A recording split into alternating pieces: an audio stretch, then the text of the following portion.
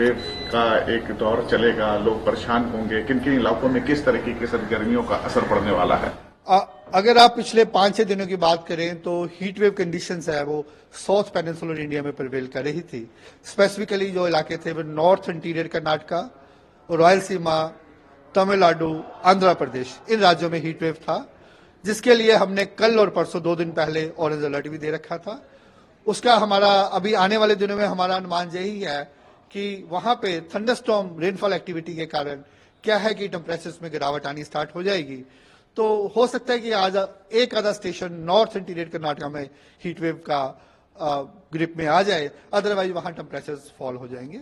इसके अलावा 2-3 दिन पहले उड़ीसा, वेस्ट बंगाल और झारखंड, इन इलाकों में भी हीट वेव प्रिवेल कर रही थी, लेकिन वहां भी थंडरस्टॉर्म एक्टिविटी होने से पिछले 2-3 दिनों में वहां भी टेम्परेचर्स में गिरावट आ गई।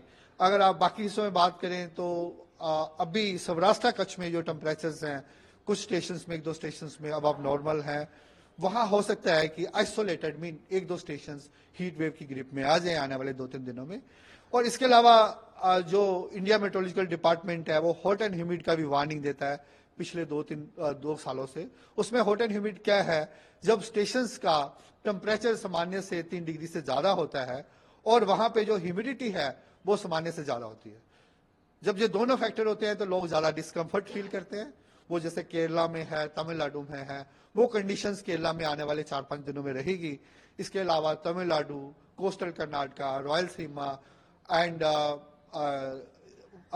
साउथ इंटीरियर कर्नाटका, वहां आने वाले 2-3 दिनों में हॉट एंड ह्यूमिड कंडीशंस रहने की उम्मीद है। और बाकी जगह जो टेम्परेचर है सामान्य है। इसके साथ ही अगर आप जो सैटेलाइट पिक्चर में देखेंगे, बड़ा सा क्लाउड पैच आ रहा है। Western disturbance continues western Himalaya region को इन्फ्लुएंस कर रहे हैं। उसके प्रभाव से वहां जम्मू कश्मीर, हिमाचल, उत्तराखंड हल्की फुल्की या moderate rainfall activity, snowfall activity हो रही है। और एक 13 से एक इंटेंस सिस्टम इन्फ्लुएंस कर रहा है नॉर्थ वेस्ट इंडिया को। उसके प्रभाव से हम क्या अनुमान कर रहे हैं कि entire north west India, Punjab including Punjab, Haryana, Rajasthan, Uttar Pradesh और हिमालय रीजन तो है ही है, वहां पे light to moderate rainfall activity रहने की उम्मीद है और हाई रीचेस में कहीं कहीं स्नोफॉल हो सकता है। उसके साथ ही वहां पे कहीं ना कहीं 3-4 दिनों के बाद जम्मू कश्मीर में हैवी रेनफॉल एक्टिविटी भी हो सकती है। और उसके साथ ही क्या रहेगा, जो टेम्परेचर प्रिवेलिंग टेम्परेचर सिनेरियो है उसमें और गिरावट आ जाएगी और सामान्य टेम्परेचर हो जाएंगे। तो जहां पे जो नॉर्थ वेस्ट इंडिया में है काफी ज्यादा हद तक प्लेजेंट एटमॉस्फेयर रहने का हम अनुमान लगा रहे हैं। मौसम जिस तरीके से हम ये कहते हैं कि भारत में 4 ऋतुएं हैं, क्या आपको लगता है कि इसमें कुछ बदलाव देखने को मिल सकता है आने वाले समय में, क्योंकि हम लोग ग्रीष्म यानी कि गर्मी काल में हैं? तो इसमें क्या ये समय लंबा होगा, कम होगा या कुछ इलाकों में फर्क पड़ने वाला? देखिए, जनरली क्या होता है कि मार्च के बाद हमारा प्री मानसून सीजन होता है। उसमें 2 चीजें आती हैं।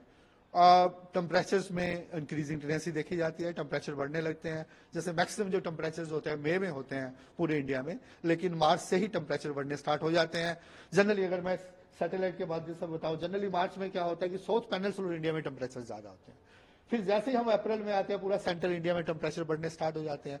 मई में almost most part of the country temperature सामान्य से ज्यादा हो जाते हैं। और जब टेम्परेचर सामान्य से ज्यादा होते हैं क्या होता है कि धरती गर्म हो जाती है और जो सी एरिया है वो ठंडा होता है। उसके कारण क्या है कि जहां हाई प्रेशर जोन बन जाते हैं तो हवाएं वहां से आती हैं दोनों जगह से। तो उस समय क्या हो जाता है, जब टेम्परेचर बढ़ जाते हैं बीच में फिर क्या है, थंडरस्टॉर्म एक्टिविटी, हेलस्टॉर्म एक्टिविटी होनी स्टार्ट हो जाती है, जो अभी हम आने वाले 5-7 दिनों में देखेंगे। इसलिए पूरे भारत में ही अगर आप 5-7 दिनों की बात करें, थंडरस्टॉर्म एक्टिविटी होने का ज्यादातर हिस्सों में अनुमान है।